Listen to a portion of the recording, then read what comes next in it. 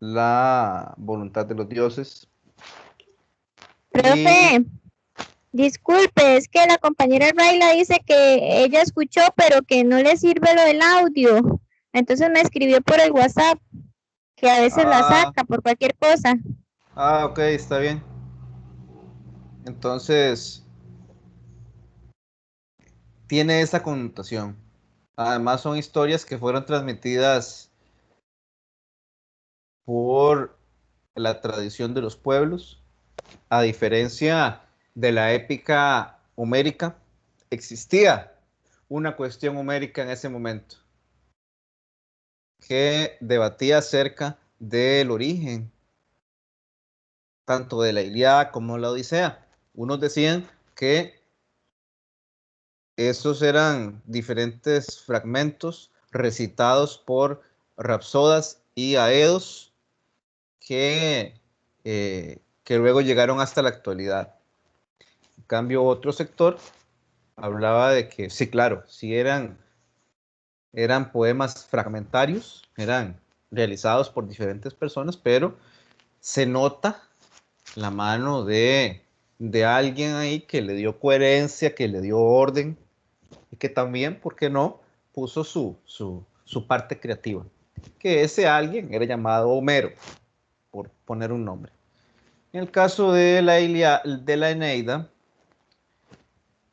pues no hay duda de que existió Virgilio, porque además Virgilio está en una época más reciente, está en la época que yo contaba hace unos 22 días, me parece, sobre la historia de Roma. Él nace ya justamente cuando Roma se convierte en... Y Roma es un imperio.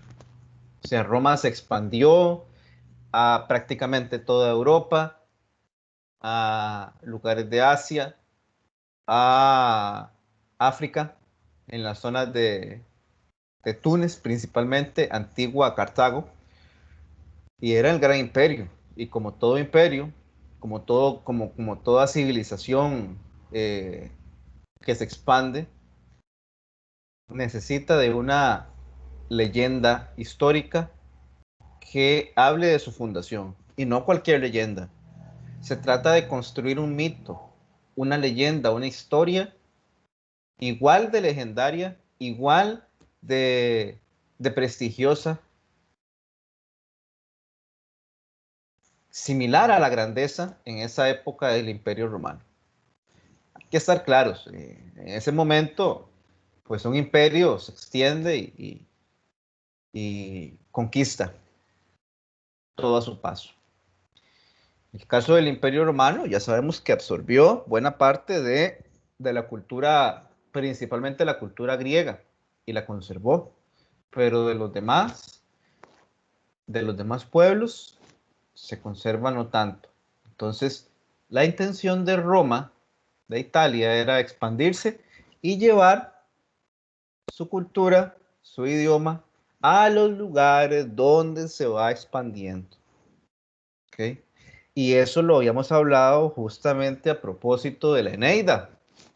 Desde el primer párrafo lo mencionaba. ¿Por qué el texto se llama la Eneida? Porque habla de un guerrero que se llamaba Eneas. Eneas estuvo presente en la guerra de Troya.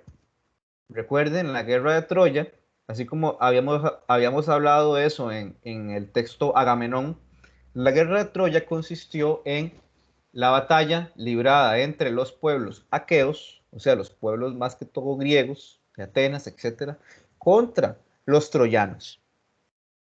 Entonces, los troyanos se vieron atacados por los griegos, por los aqueos, por los tirios, también se llama ahí los tirios, porque ellos No, habían violado la hospitalidad. ahí Ellos, eran los latinos, ¿verdad? sí, sí, sí. Ah, Es bueno. una, no, no, no. Los No, latinos son los herederos de los troyanos. A eso ah, voy ahorita. Los ok. tirios vendrían siendo la línea como vecina, los griegos. Entonces, a ver, los troyanos habían violado o habían transgredido la hospitalidad que les habían abierto los griegos. Porque, bueno, el rapto de Helena de Troya, entonces a partir de ahí, el belicoso, el guerrero, el sangriento de Agamenón, pues juró que iba a derrotar a los troyanos a toda costa, aunque fuera sacrificando a la hija. Entonces, la guerra estaba decretada y por suerte de los dioses, acá nada, no se mueve un dedo, no hay acontecimiento que esté libre de esa voluntad divina. Por voluntad de los dioses, se decretó que Troya fuera destruida. Fue destruida a manos de los aqueos, a manos de los tirios, a manos de los griegos, que estaban entre los principales guerreros. Estaba Ajax, estaba principalmente Aquiles, Odiseo, Agamenón, Menelao, estaba también ahí Patroclo, que era amigo de Aquiles. Entonces los troyanos sucumbieron, fueron derrotados. Y la ciudad de Troya no se reconstruyó, sino, ¿cuál fue la voluntad de los dioses? La voluntad de los dioses fue encomendarle a Eneas que fundara una nueva ciudad, que representara ese legado de los troyanos. Entonces, ven ustedes que hay una línea de continuidad entre Eneas, el troyano, con la fundación de Italia, la fundación de Roma como tal también. ¿Por qué? Porque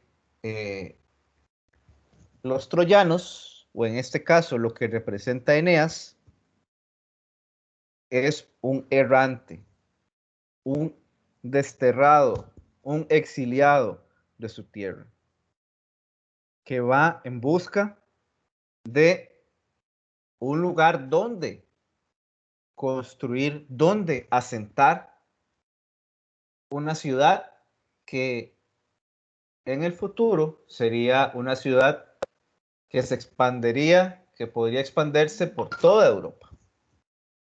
Entonces, esa historia de Eneas, el desterrado, el exiliado, él viaja, tiene una serie de aventuras, una serie de perípulos, una serie de situaciones que lo hacen llegar hasta su lugar destinado. ¿Ok? De la cerda blanca que mamanta 30 crías, y ahí es que le dice el Tíber que debe cimentar su ciudad. Eso ya lo vemos después. Entonces, Eneas representa el legado, Eneas representa esa cualidad fundadora, expansiva de los romanos. Y Virgilio, Profe, sí, pero digamos que eso que usted habla ahí es como cuando él no sé si estoy mal o me perdí, es cuando él se logra casar con esta, ¿cómo es? Lavinia, que eso, es eso es pero o eso después. ya después. Eso es mucho Ah, ok, después, por eso les porque, decía que hasta después. Pero sí, ok. incluso ese episodio, cuando ya él se casa con ella, ya es al final. Y, y Ahí bueno, es cuando, al ahí es puro cuando. final. Cuando ya, cuando, bueno, Y es que ahora ahí mejor dice que es seguimos. como lo del rey latino, algo así, como que Sí, esa unión hace lo del pueblo romano, algo, es que Sí, es un ahí es poco cuando complejo funda eso. Roma. ajá, sí, eso es después, claro.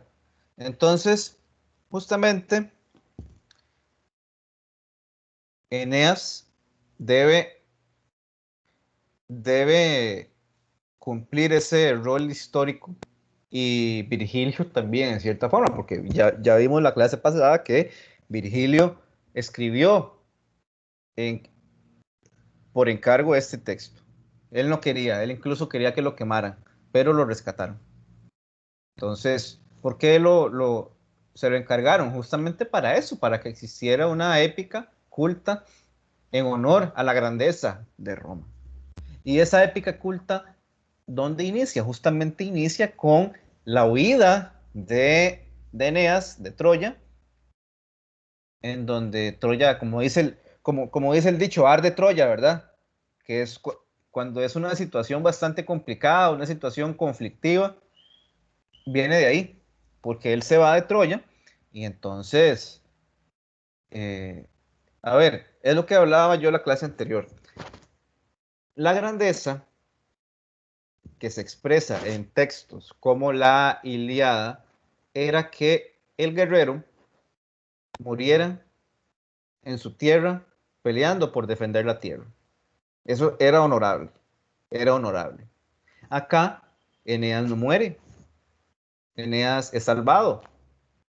¿Por qué es salvado? Porque tiene otra misión y la misión de Eneas es fundar una gran ciudad. Entonces por eso es que aparece una serie de indicios, se da una serie de circunstancias en donde, por ejemplo, aparece el, se le aparece a él el fantasma de Héctor, que fue el hijo de Príamo, o sea, era de la gente pesada de Troya, y, y se le aparecen sueños a Eneas, y, y este sueño es un indicio más.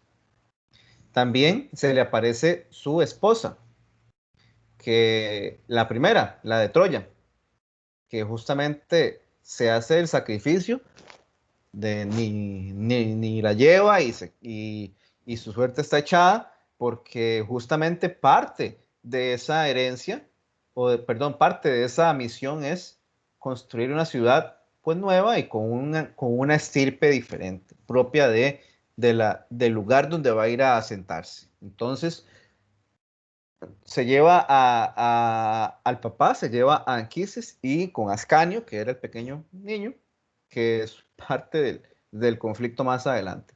Entonces, naufragan en Cartago. Libia también se llama, yo en la edición que yo leí Libia, pero bueno, es parte de la ciudad donde llegan, ahí, que era lo que hablábamos la vez anterior, la ciudad donde está la reina Dido, que es lo que hablábamos antes. Dido, pues, estaba eh, casada con el rey de Tiro, y fue asesinado por Pigmalión. Entonces, ella también es errante. Y, y ahí se conocen. En donde se da una relación amorosa. A ver, esta parte es interesante porque ahí Eneas es recibido. Ahí Eneas cuenta justamente todo lo que tuvo que pasar para llegar a esta ciudad donde reina Dido, y ahí también se da ese proceso amoroso. Entonces, ahí también se lleva a cabo un poco la distribución de los dioses, quién está a favor, quién está en contra. Por supuesto, Venus es la madre de, de, Eneas. de Eneas, entonces ella está a favor, siempre que puede lo protege, lo saca de apuros, siempre que puede, ¿no? No siempre puede, porque está Júpiter que tiene que velar por el equilibrio en cierto momento y él se lava las manos en muchos casos, pero ella lo apoya. Entonces, por otro lado, está Juno, que es la que todo el tiempo le lleva la contraria y quiere ver sangre, ella no quiere ver que esa misión se lleve a cabo. Entonces, ¿por qué? Es lo que hablábamos la vez anterior. Uno estaba enojada con los troyanos porque eh, Paris Alejandro, principalmente, porque fue el que se robó a Helena, eh, no aceptó o no la reconoció como la diosa más bella. Entonces ella desde ahí guarda mucho resentimiento. Y hasta el final de la obra ella no, siempre está de contraria y utiliza varios dioses, utiliza varias matráfulas para complicarle la vida a Eneas. Entonces, ya ahí, en, en la, en la ciudad de Dido, sucede eso, la relación amorosa, carnal entre ellos, que es curioso porque, vamos a ver, mientras ella cree que están casados y que alguien los casa, Eneas en ningún momento reivindica eso. Él dice, no, yo en realidad esto no sucedió. ¿Y quién la empuja a ella a eso? ¿Quién es? La hermana, por supuesto. La hermana. La hermana le dice que no hay ningún problema, que vaya, que sea feliz, que construya una familia. Y ella, por hacerle caso en parte a la hermana, se enamora perdidamente de Eneas y se da toda esa parte de la relación sexual que ocurre cuando van de casa y hay una lluvia, ellos se esconden en una cueva, en una caverna y ahí, en un acto ceremonial, consuman su relación. Pero recordemos muy claramente que, que el mandato de Eneas, pues, exigía que él no fuera, que él no fuera esposo de Dido. Entonces, él, Profe, sí, es que me confundí. Eneas no es que estaba casado con una que se llama Creusa. sí, claro, estaba. Ah, Por eso ah. él se va de ahí. Y ella misma, en cierta Pero forma, ella, acepta. ¿Cómo? eh, bueno, según lo que le dice, como que desapareció porque no se cuenta bien lo que pasó con ella. Sí, ella luego aparece como un fantasma y se le aparece a él para recordarle su misión. Más bien, ella se Ahí no sacrifica. se deduce como que murió, profe, Sí, cuando sí, él sí, dice que queda, parece como un queda, fantasma que murió, más sí, bien. sí, sí, Creusa, ¿verdad? queda eso Sí, que abierto, sí. aparecen los sueños de Eneas Ajá. y le dice ¿Por que qué tiene aparece? una misión. Ella está subordinada a esa misión, que es la misión de que Eneas vaya y funde una ciudad. Entonces, justamente, eh, ella en diferentes partes aparece y le hace ese recordatorio. Entonces, eh, incluso Eneas pensaba irse tranquilo ahí por la sombra, sin que nadie se diera cuenta, pero le avisan a Dido y se da ese diálogo tan fuerte, ese diálogo donde ella le recrimina, ¿por qué? ¿Por qué se va? No le va a importar lo que suceda conmigo, la va a abandonar, ella le reclama a él. Y él básicamente, pues, habla de cumplir el destino. Hay una situación porque ella se suicida, ella se quema, enciende la pira, enciende el fuego y se quema. ¿Por qué? Porque ella, por cuestión de honor, por cuestión de código, pues después de lo que le sucedió, no podía casarse, no podía tener, sí, no podía casarse con nadie más. Entonces ella comete el error de casarse con Eneas y eso le da una deshonra a ella. Y cuando ella se suicida, este reino de Libia o de Cartago se viene abajo, ¿verdad? Ya es la decadencia, ya es la decadencia. Y Eneas pues justamente se va para cumplir ese designio tan importante. Entonces, esta parte, a ver, hay un parteaguas en la obra que tiene que ver con los primeros 6 cantos, me parece. Los primeros 6 cantos se relacionan con bueno, con todo lo que ya hemos venido hablando, de las aventuras que tuvo que pasar Eneas para llegar hasta donde está Dido, ¿verdad?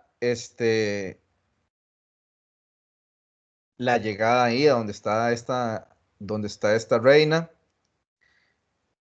Luego todo el trajín de cómo él huye de ahí.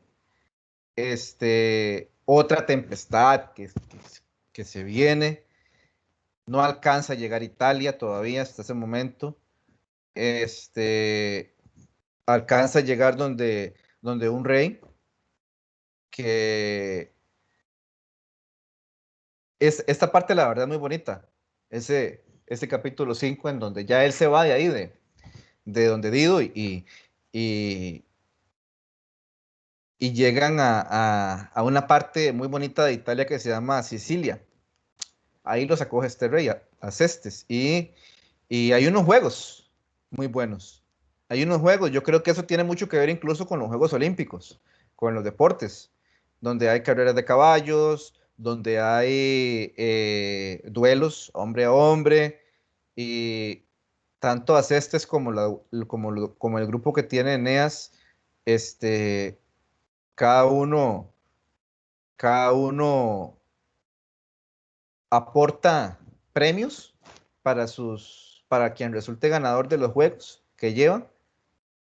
Bueno, hay también, bueno, pruebas de punterías con arco, bueno, varias cosillas ahí. Profe, Entonces, una pregunta. sí, Eso lo hacen para conmemorar la muerte de Anquises, el papá de Eneas, ¿verdad?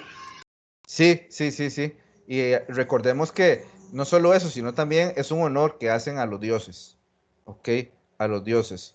Y en cierta forma, Eneas trata de congraciarse con los dioses que en ese momento están contra él para poder cumplir su misión. ¿Ok? Este, ya después de ahí hay una situación importante en donde intentan quemar toda la flota de los barcos de Eneas, pero no pueden, queman 4, me parece. Eh, No, y profe, ahí le el quedan que, solo 4. Más bien, las queman el resto, le quedan solo 4 y quien envía a hacer eso fue Juno.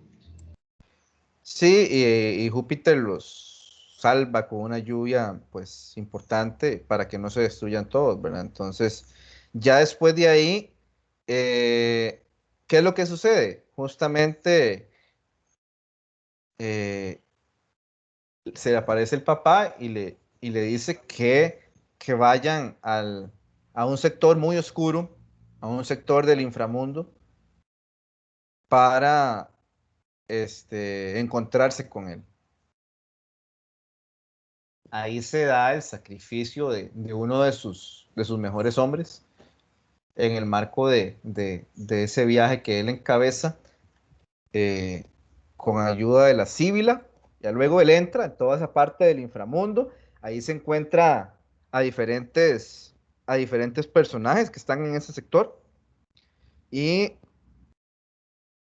por qué es importante ese viaje al Profe, inframundo? esa parte que usted está hablando es donde, digamos, donde Eneas mató a Turno. No, todavía no hemos llegado ahí. Ah, es bueno, así Todavía no hemos termina, llegado. compañeros.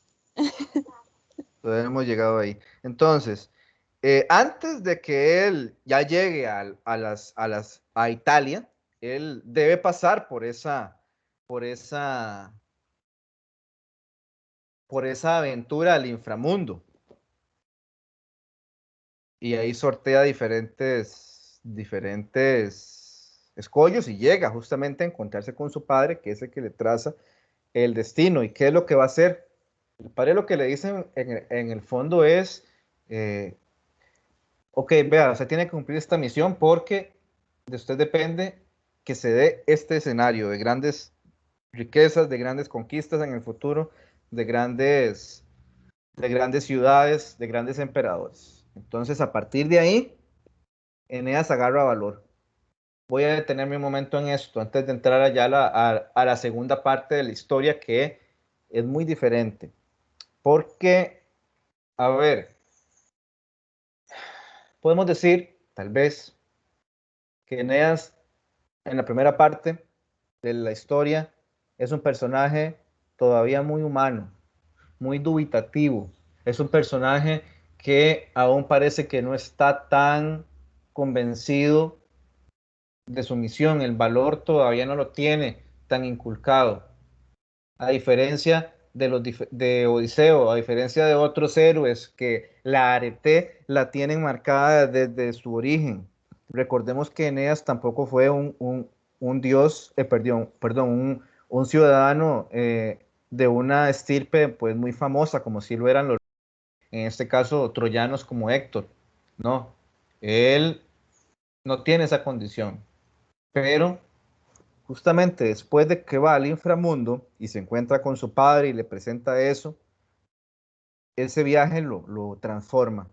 Y él, a partir de ahí, va a tomar esa decisión, va a tomar ese valor para cumplir con su destino, para cumplir con los hados. ¿Ok?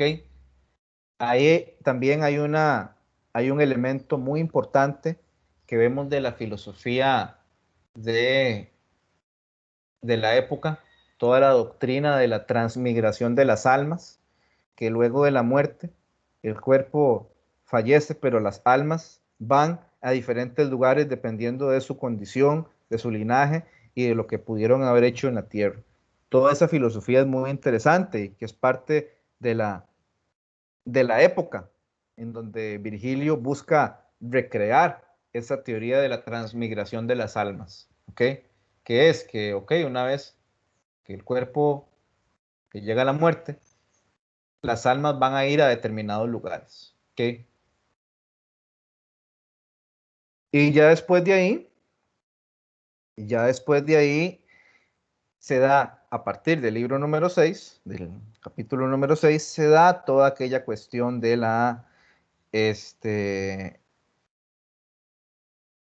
de la,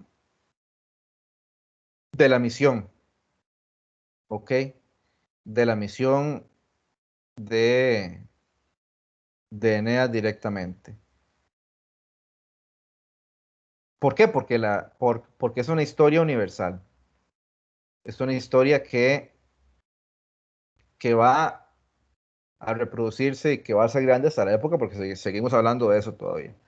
Entonces, justamente a partir del libro 7, ya empiezan, ya llega los grupos de troyanos, liderados por Eneas, a las costas de Italia, el río Tíber. ¿Ok? Recordemos que Eneas envía a un contingente con el rey latino, que lo acoge. Profe, con Acoge permiso. sí, Ahí es donde Eneas llega a Lacios. sí, ahí es justamente. Entonces ya él llega, pero él no va a presentarse ahí, él manda a, a, a Al rey sus, latino. a sus enviados. No, el rey latino es el rey que No, está ahí. el que lo recibe. Ujú. Y su esposa mata.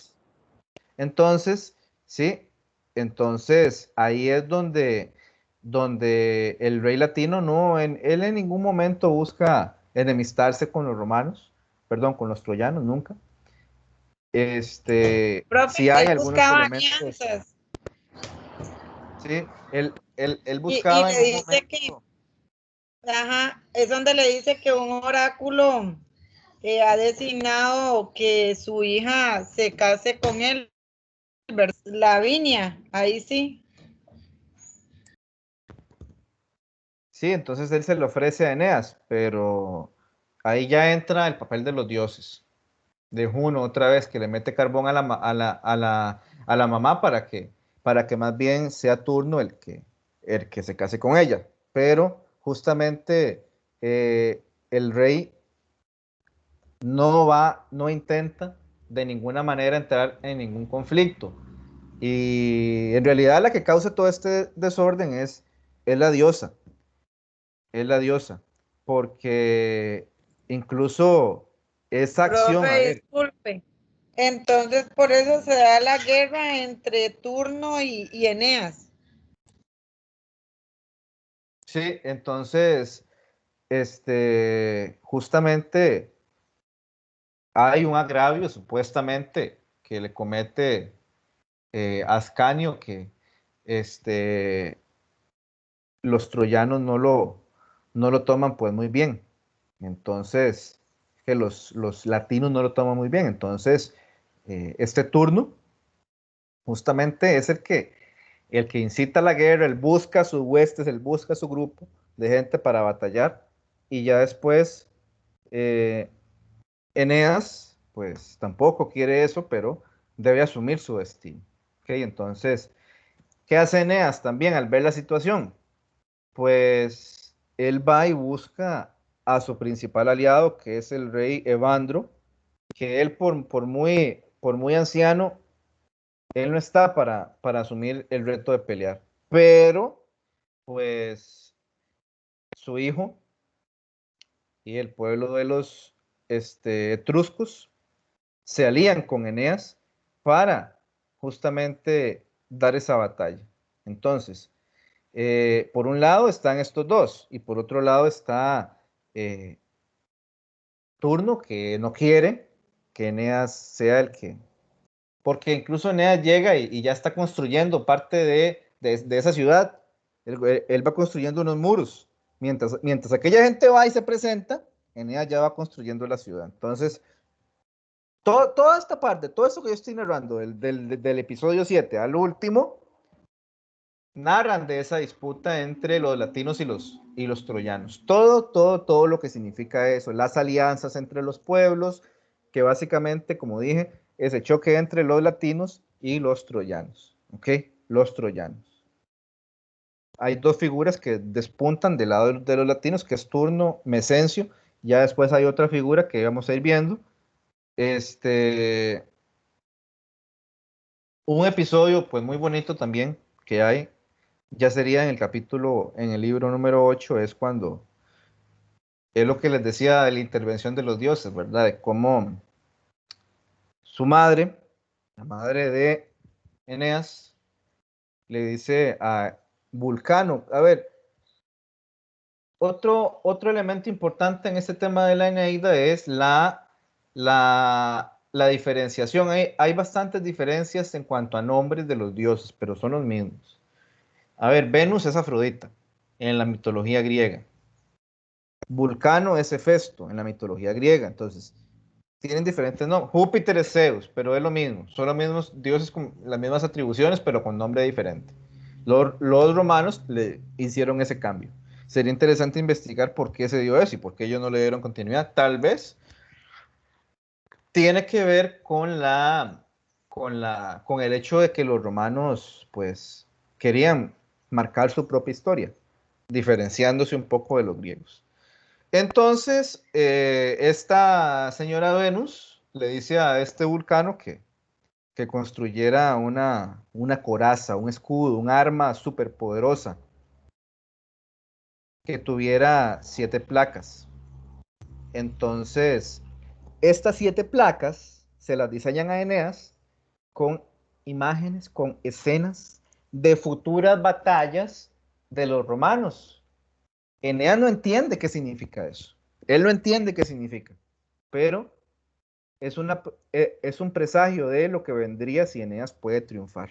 Es parte de, de la, de la suerte o de ese apoyo que recibió Eneas en su momento. Entonces, justamente Eneas se va.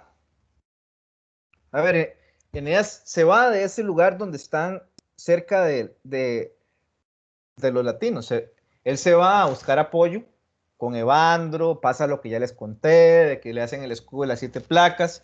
Mientras todo eso sucede, la gente de los latinos estaban preparando muy fuertes y creían ellos que Eneas no va a volver. ¿Ahora qué? A ver, esto me recuerda con la película esta de los 10 mandamientos, que cuando Moisés se va allá al monte donde recoge los 10 mandamientos y mientras tanto hay un desorden y quieren hacerle una rebelión y parece que la cosa se desestabiliza. Y ya cuando aparece Moisés todo iluminado, ya otra vez vuelve a cambiar la suerte. Acá es parecido.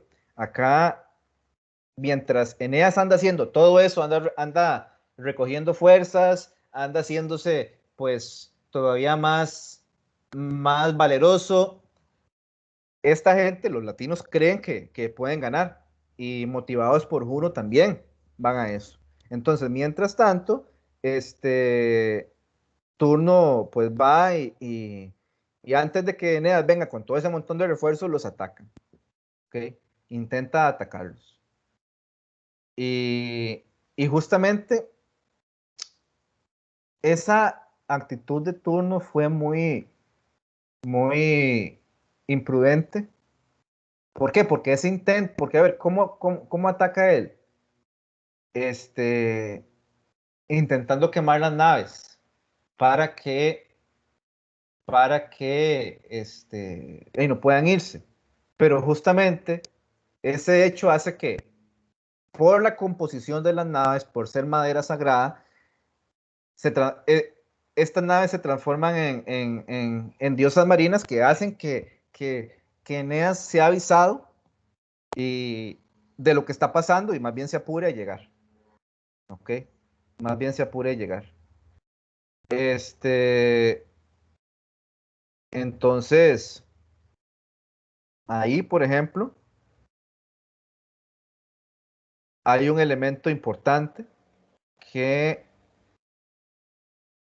tiene que ver con la intervención de uno de dos guerreros que pelean con Eneas y que entran de imprevisto a las tiendas de los latinos y matan un montón de gente.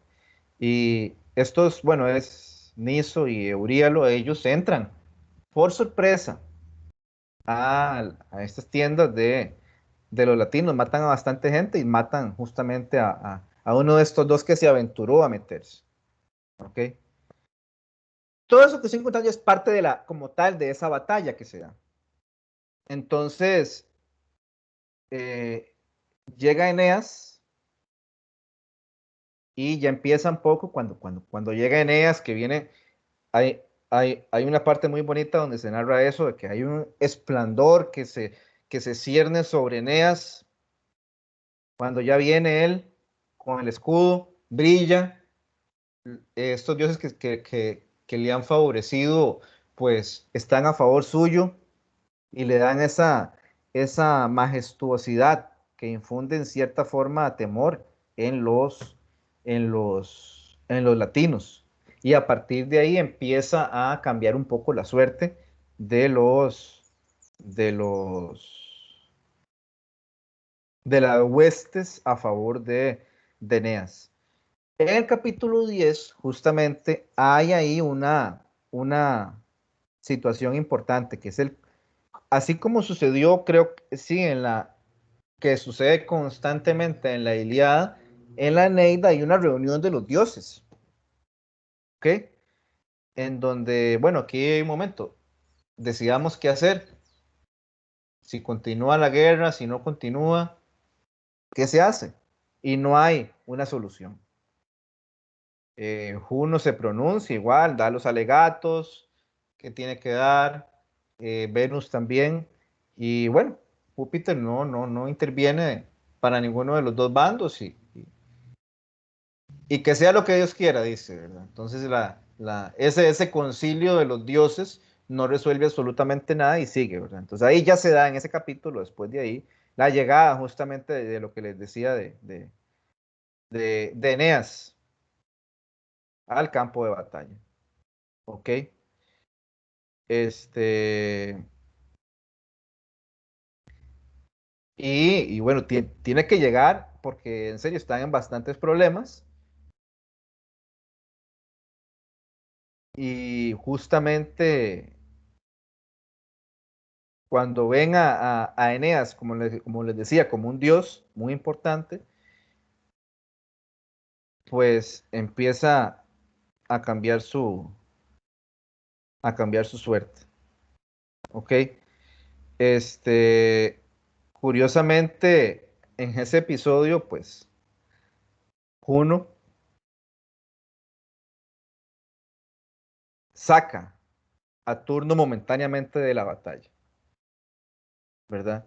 Lo saca de la batalla, lo lleva a un barco, lo envía a navegar, y eso hace, en cierta forma, que Eneas, pues ya entre, ya ahí sí Eneas entra en la batalla, está buscando a Turno por todos lados, no lo encuentra, y justamente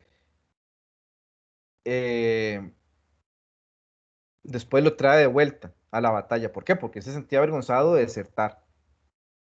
Entonces, la misma Juno sabía que la cosa estaba pues bastante difícil. Entonces, ¿qué es lo que ella dice? Ella le ruega a Júpiter que salvara a Turno. Entonces ella lo saca de ahí momentáneamente. Pero él se siente mal por eso. Y le pide que no, que lo traiga otra vez, que no importa. Porque más vergonzoso es desertar y dejar solas a sus huestes. Entonces, ya lo que es el capítulo 11, muere uno de los hijos antes ya, en el puro final del 10, muere uno de los hijos del gran rey Evandro, entonces lo lloran, lo entierran ya en el capítulo 11, y, y la guerra sigue, ya ahí entra justamente. Pa'lante, algo así. Sí, sí, él es el que fallece en la guerra.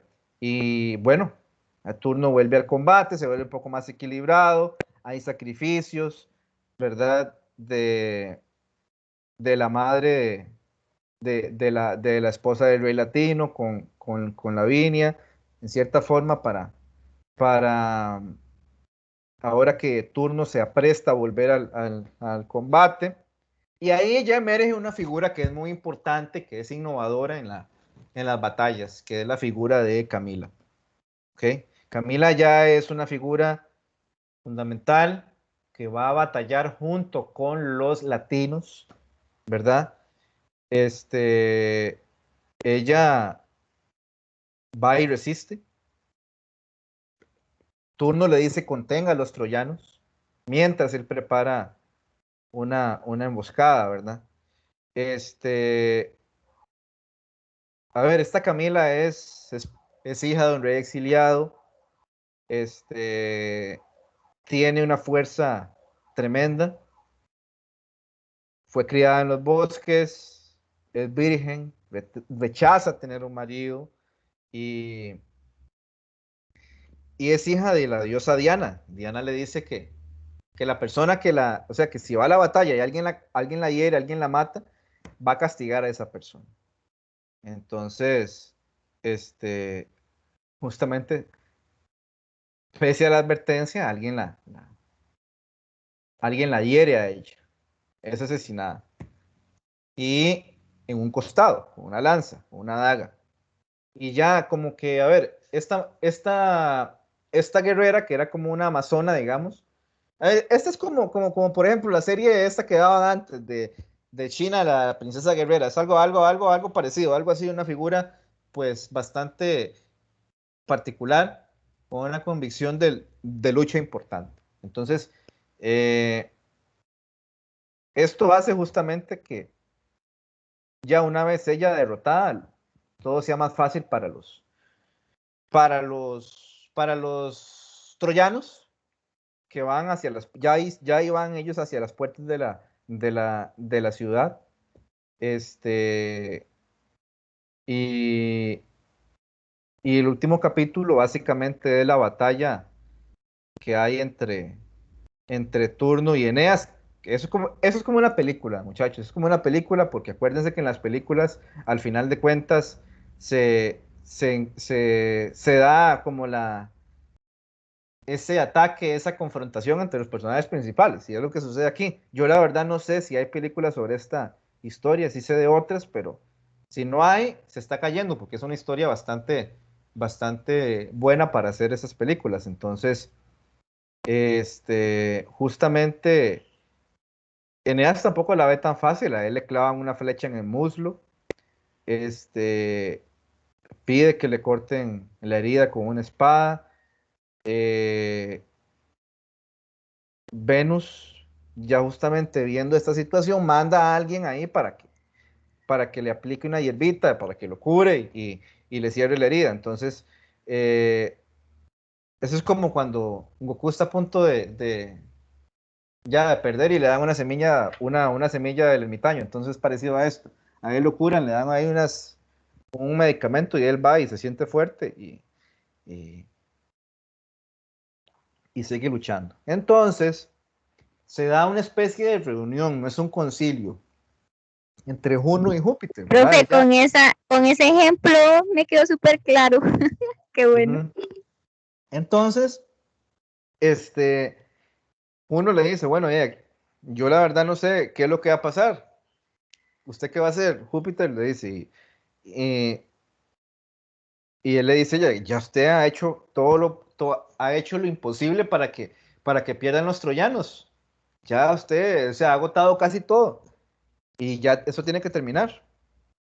Entonces, ella reconoce justamente, ella reconoce lo que ha hecho. Y que ya ella no va a seguir ahí en ese pleito y que ella no va a seguir atacando a los troyanos más.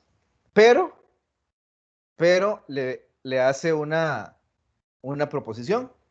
Bueno, yo los dejo en paz si usted me hace un favor, si usted me hace que el nuevo pueblo no tenga en el nombre nada que ver con los troyanos. O sea, que el pueblo se llame latinos, no troyanos. Entonces, Júpiter acepta eso. Y eso es lo que queda, ese es el nudo, ese es el nudo que había pendiente para que ya la guerra terminara. Que Júpiter decidiera aceptar la propuesta de Juno. ¿Cuál fue la propuesta? Ok, ya no voy a hacer nada malo, pero que el nuevo pueblo se llame latinos y no troyanos. Entonces, se da esa situación. Ya ella queda contenta con el futuro de los romanos, y hace bueno, se dé la última confrontación en donde Eneas perfora con la lanza, perfora el escudo y le clava y ya liquida a Turno, ¿verdad? Y Turno le contesta, lo he merecido en verdad y no me arrepiento. Aprovecha tu suerte. Si el pensamiento de un padre desgraciado puede conmoverte, te ruego, también tú tuviste a tu padre, Anquises. Ten piedad de la vejez de Dauno y devuélveme a los míos. Ya ahí,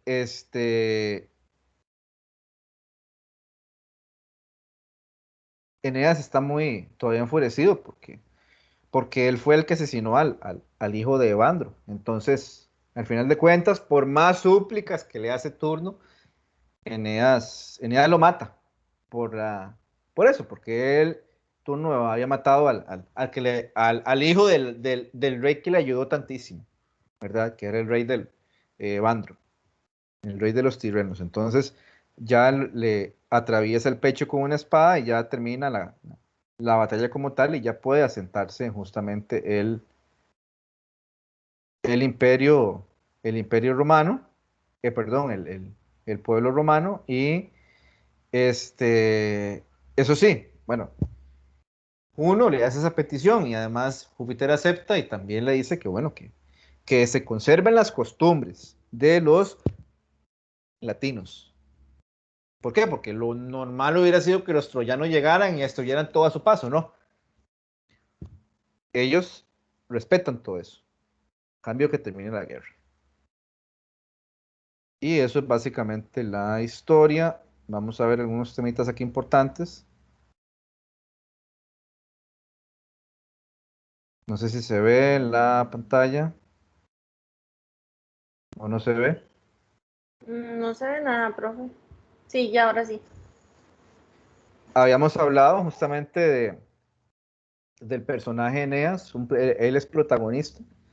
Eneas justamente es descrito como piadoso, como prudente, una persona que reflexiona, viene huyendo de ese destino, eso como ya habíamos dicho, es un fugitivo errante, combativo.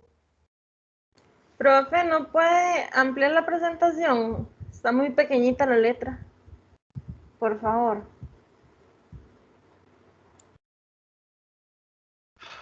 ¿Me dicen si se ve? Sí, gracias. Ok, entonces era lo que habíamos hablado ahora. Él viene huyendo del destino, es un fugitivo errante, combate, es golpeado por esa violencia de los dioses. Entonces es un protagonista que está basado en la prudencia, en la pietas, que es lo que hablábamos ahora, en la piedad. ¿Ok? También él es portador del fatum. ¿Qué es el fatum? Es lo que hablábamos ahora, de esa misión civilizadora de los romanos. Fundar ciudades, llevar a sus dioses, llevar sus dioses al Lacio. O sea, los romanos son fundadores de ciudades y llevar sus dioses a las zonas donde estén todos los pueblos latinos después. Esa era la misión que el fatum, que el destino le señaló a Eneas. ¿Ok? Era lo que hablábamos ahora. Es un elegido de los dioses. Le fíjese, aunque habíamos visto que Júpiter era un personaje, un dios que quizás no se decanta por uno o por otro bando, pero él le traza ese destino, ¿verdad? Fatal. Perdón, ese destino de grandeza. Luego, la ciudad que se funda, es lo que hablábamos la vez anterior, la ciudad que se funda es Lavinia, que es la que luego de la guerra con los latinos, ya luego de que él se casa con de que Eneas se casa con ellas, le pone ese nombre en honor a ella. Eneas pues reina 3 años, luego muere, y luego Ascanio tomará el poder, y ya después, 300 años después, es lo que hemos visto anteriormente de la historia como tal de Roma. La historia como tal de Roma. Roma es una ciudad, Italia es como el país, digamos, el Latio. Entonces, Roma fue fundada por Rómulo directamente. Ese es como la continuidad, es como el linaje, como el origen. Eneas, Ascanio y los hermanos, los gemelos. Vamos a ver, Eneas tiene mucho esa personalidad estoica de los estoicos, además de todas las peripecias, además de todas las tentaciones, además de todas las dificultades, él llega a controlar sus emociones, el dolor de haber perdido a sus seres queridos, el dolor de haber tenido que abandonar su patria, el tener que ir a la batalla y luego de llegar al inframundo, él adopta esa posición más beligerante, más más firme y también en cierta forma serena, que es lo que le permite ir afrontando las dificultades. ¿Ok? Ahora, el tema del amor es lo que hablábamos la vez anterior. En cuanto al amor, vemos esa historia claramente entre Eneas y Dido, que es lo que hablábamos ahora, en donde ella y él se enamoran, los dos son errantes, surge esa relación amorosa bajo el criterio de la errancia, y los dos también fundan ciudades. Eneas más adelante va a fundar todo lo que es el imperio, o lo que sería el imperio, y Dido ya en ese momento ya era reina. ¿Ok? Entonces, ahí hay como un cuadro comparativo entre los dos. Dido huye de su tierra igual que Eneas a causa de un fracaso, ¿verdad? En el caso de Eneas, el tema de Troya. Eh, Ambos perdieron a sus cónyuges, pierden a su patria, traen a dioses, los dos también tienen una situación de una navegación complicada, los dos rinden culto a los dioses y, y luego de grandes dificultades van a fundar la ciudad. Entonces ven ustedes que esa, ese, ese amor que se da entre ellos surge a partir de circunstancias similares, pero también es un amor que es pasajero, porque lo más importante de la historia es poder, en el caso de Eneas, cumplir su destino. Yo no sé si ustedes recuerdan, hay un pasaje ahí de cuando ya Eneas pasa por, va a verse con el papá en el inframundo, donde él ve a Dido. ¿Recuerdan esa parte? Sí, profe.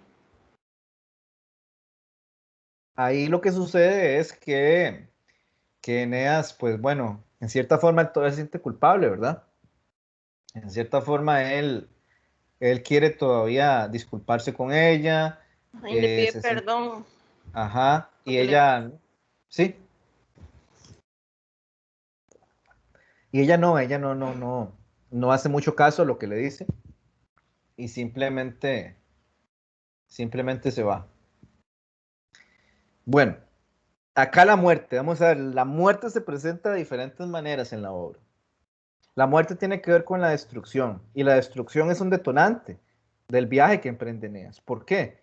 Porque si no hubiera habido la destrucción y la matanza contra los troyanos, esa no hubiera existido la necesidad de escapar y de buscar nuevos lugares para poder perpetuar la estirpe, para perpetuar esa raza de los troyanos. Entonces, para que existiera la grandeza del Imperio Romano, tuvo que haber existido previamente la muerte y la destrucción de todo lo que había en Troya. Entonces, si uno se pone a ver, el destino de Troya, que era su destrucción, era la primera condición para que existiera una historia como la de Eneas. Si no hubiera habido esa historia de muerte y destrucción, en ningún momento hubiera habido una ciudad que fundar. Otro aspecto importante de la muerte, que es la muerte como liberadora. ¿Ok?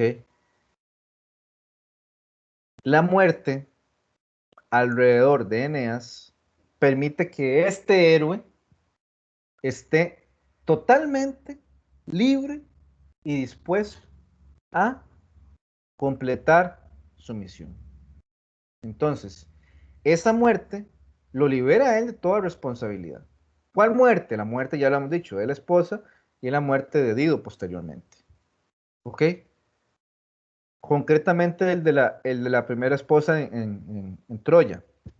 Esta muerte es lo que decíamos ahora, es una muerte liberadora porque es una muerte que hace que él sea una persona sin compromisos y entregado a su misión.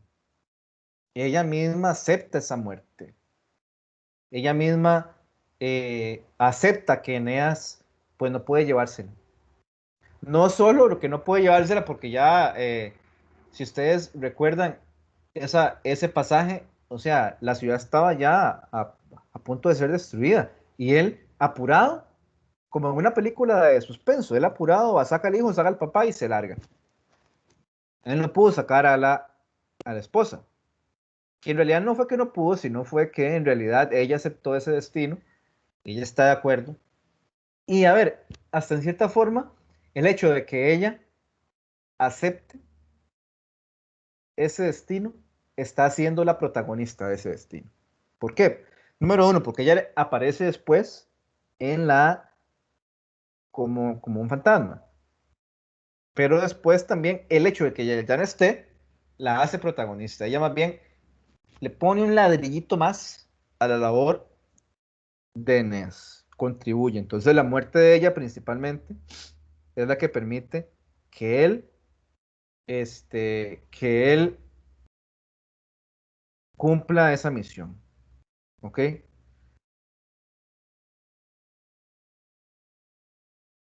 Es lo que hablábamos después, la muerte transformadora. Entonces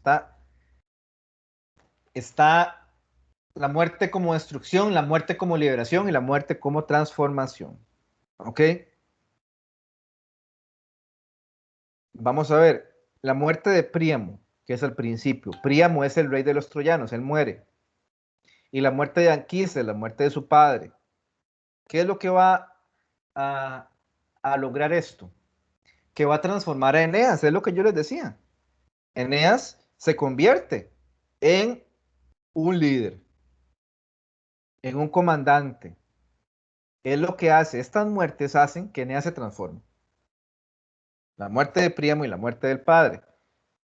¿Por qué? Porque es lo que le va a dar a él esa responsabilidad. Bueno, ya los líderes que tenían los troyanos murieron. Aquí el único líder que queda soy yo.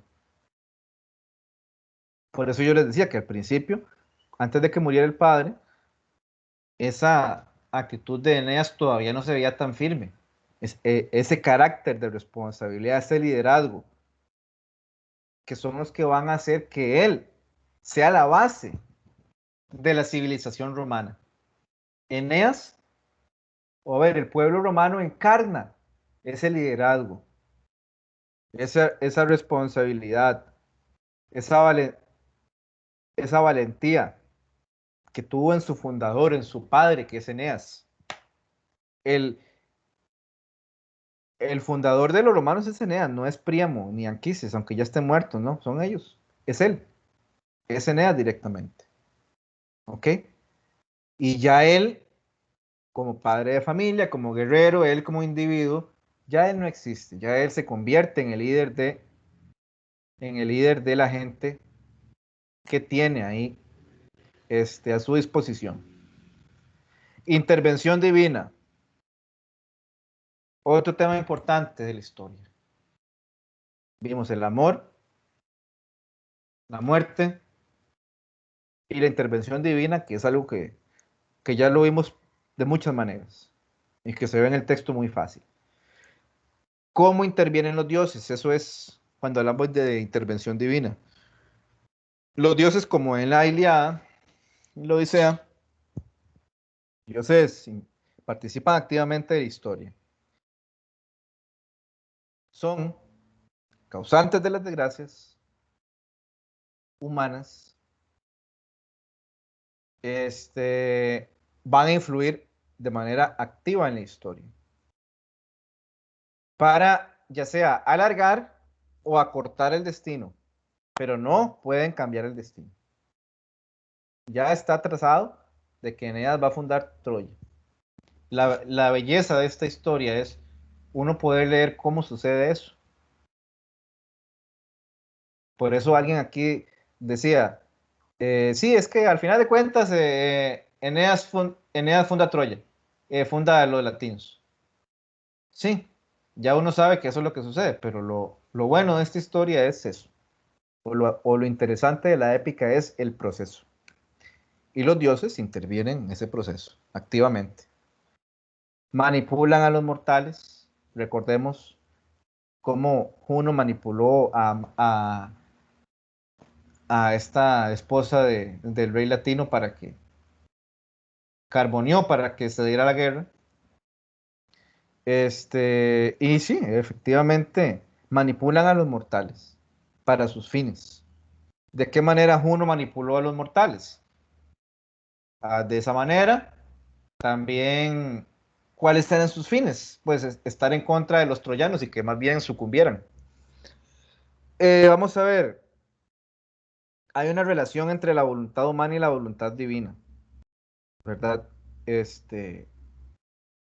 Los hombres, pues, no tenían total libertad, total libre albedrío, sino que estaba ligada a la voluntad de los dioses directamente. Lo que hablamos de la épica, siempre hemos hablado de que la voluntad divina está por encima, pero por encima de la voluntad divina está el destino, que es una fuerza que es imperceptible, pero que es la que va a determinar todo. Está el tema de que sirven como guías mediante los oráculos. Aparecen cuando los humanos los invocan. Los dioses, la gente ora por los dioses, los llaman y los dioses aparecen. ¿Ok? Y está lo que hablábamos ahora del hado. El hado como tal no es un dios, sino que es una fuerza que está por encima de las deidades. Y que es una fuerza, como dije, imperceptible, es una fuerza que está en todo lado, es un espíritu que abarca todo, el universo, los mortales, los dioses, los semidioses. y es la fuerza que va a decidir lo que sucede. Es una fuerza misteriosa, pero con mucho poder, ¿ok? Separémoslo, digamos, de lo que podemos considerar como los dioses como tal, ¿ok? En cuanto a esta intervención divina, podemos encontrar, bueno, el mediador, que es Júpiter, y dos bandos ahí.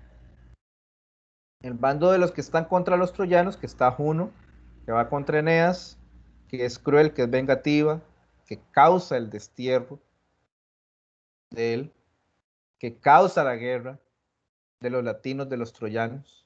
Es lo que hablábamos ahora, de que el enojo que tenía con los troyanos. Eolo, que está en función de ella. Diana, que recordemos, eh, apoya mucho a Camila, porque es la mamá. Y por otro lado, entre el otro gran bando, Eolo, profe, es el que, ¿cómo se llama? Provoca lo de el viento en los océanos, ¿verdad? Y por lo sí, que alguien se enfurece porque sintió como que o sea, ¿cómo es? Que se le metió, no sé cómo decirlo, como sí, sí, sí, que sobrepasó el territorio o algo así, no sé cómo claro. explicarlo. Sí, al puro principio que se causa ese naufragio, ¿no? Entonces está Venus, Vulcano a favor de Eneas, Venus la madre protectora, Apolo también apoya a Eneas. Entonces los dioses ven ustedes que tienen tienen una intervención concretamente. Apolo es el que le dice dónde eh, justamente qué es lo que le decía de la cerda que amamanta a los lechones. Ahí tiene que construir la ciudad, ¿verdad? Ahí tiene que construir. Y es una historia que, como les dije, vale la pena leerla, vale la pena retomarla y que es bastante complicada. Yo creo que fuera de eso, posee elementos donde los romanos se sienten identificados, se sienten representados sobre su, su propio destino. Es un lenguaje bastante anticuado, bastante pues viejo, pero ahí uno va entendiendo. Yo creo que la edición que yo les hice llegar a ustedes es una edición bastante accesible porque iba explicando cada fragmento, tiene un subtítulo. Ese subtítulo tiene más o menos de qué trata cada una de las partes y yo creo que eso les va a servir para ubicarse bastante. ¿Algún comentario, alguna pregunta?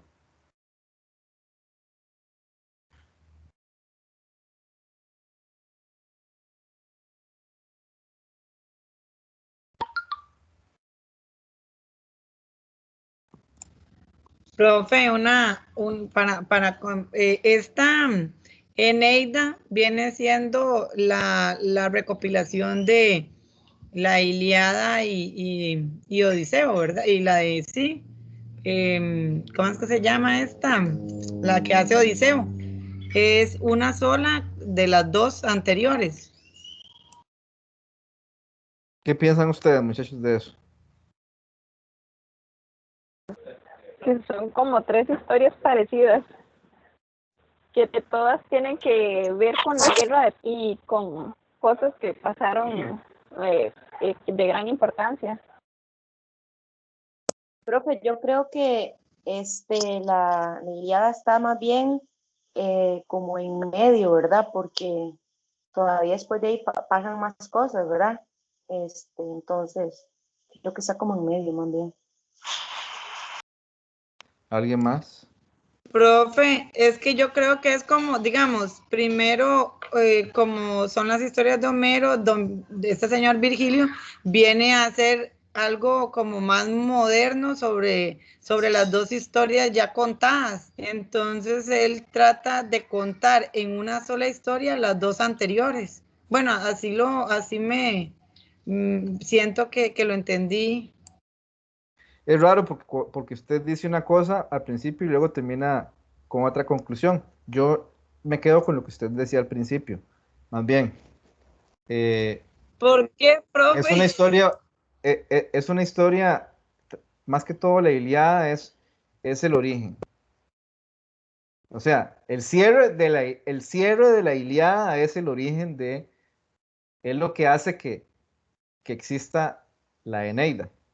Pero la Eneida es una historia en cierta forma nueva. Es una historia nueva que se basa en la última parte de la Ilíada, que es cuando ya pierden los romanos, los troyanos. Y esta sí, como lo mencionaba usted, porque esta sí se le atribuye a este autor, ¿verdad? Ya no es como la cuestión homérica. No, Sí, ya tiene que tiene ver, un autor. Yanori. Tiene que ver, por supuesto, lo que decía. La Ilíada es la base para entender la Eneida. Es una forma, a ver, es como una especie como de continuación de una de las partes de la Ilíada. Pero es diferente porque fue escrita, vamos a ver cuándo fue escrita, déjenme fijarme aquí en una de las presentaciones que yo estaba revisando. Bueno, fue escrita como ya en las últimas décadas antes de Cristo. O sea, qué sé yo, año 40 antes de Cristo. La Ilíada es del año 700, 600 antes de Cristo, por ahí. Entonces, ve usted que ha transcurrido muchos siglos. Han transcurrido muchos siglos.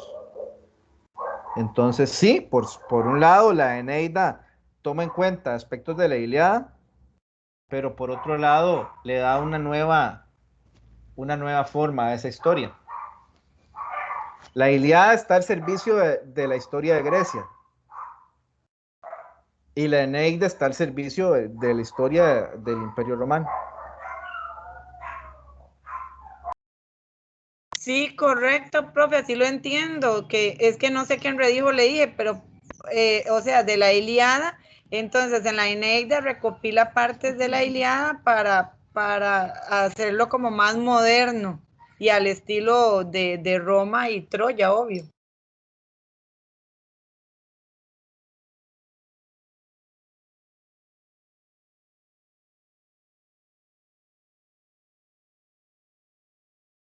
No sé si el profe está hablando o no, por ahora aquello no se escucha. ¿Alguna Sí, otra no, pregunta, como que comentario?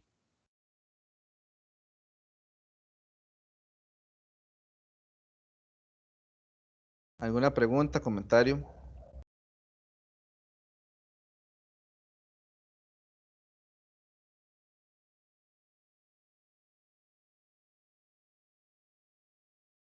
Bueno, si no hay Profe, yo más, estaba ¿sí? perdidísima entonces.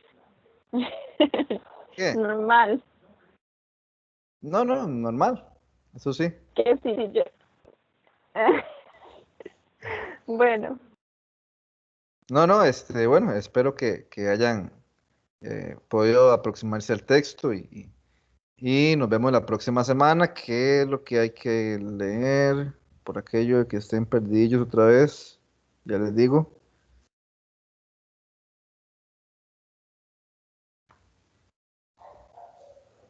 Otro tema importante que pueden investigar es sobre las figuras femeninas de la Eneida, que hay ya una idea ahí importante como de cierta transgresión. ¿En qué sentido? De que por primera vez aparece una mujer guerrera. Y bueno, ya el papel tradicional de los dioses, etcétera, pero también hay aspectos comunes de la, de la forma en que es representada la mujer, como pasiva, etcétera, etcétera. Pero ya hay como un rol diferente, me parece a mí, un poco más activo y más protagonista.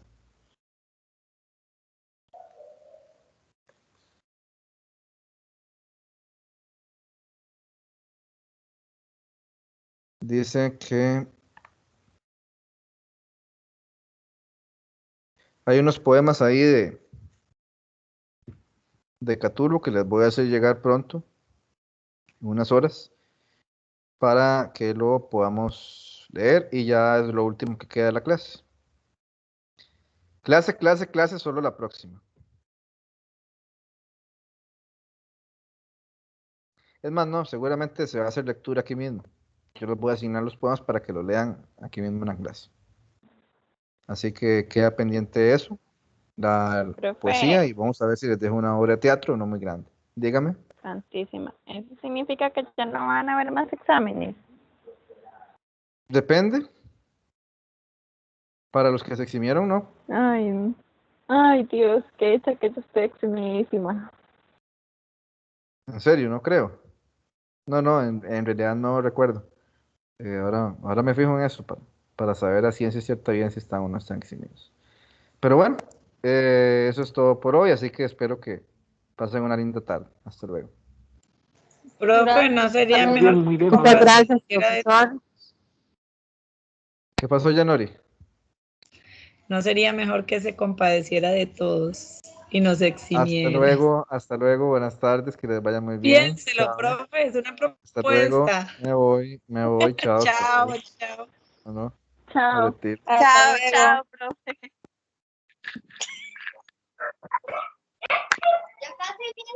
Profe, usted pasó lista. Yo le escribí ahí en el chat, estaba presente. Soy Albán. Albán, pero el profe ya se desconectó. Ah, pura vida. Ok.